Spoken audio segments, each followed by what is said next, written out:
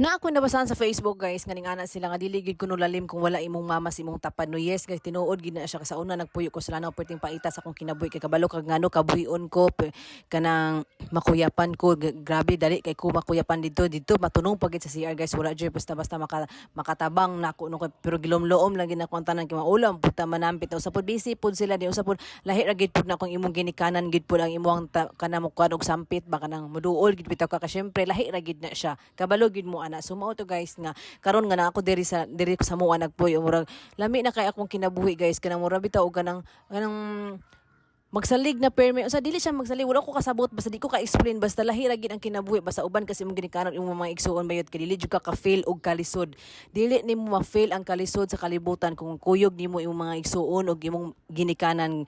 So mao gina siya tinuod gina siya. So mao to karon guys na nami diri sa Lanao. So ana akong kinabuhi guys so ni ana na lang pud ko sa sitwasyon nga salamat na lang pod nga nahitabo tong mga inaato aron maka naadjud koy kanang rason ba nga rason nga makauli diri sa amoa guys no.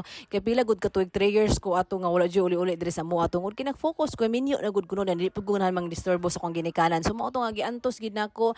Grabe ko ka strong ato pero maabot gid ang panahon guys nga dili gid makaya. Manghinahanglan gid ta og mama.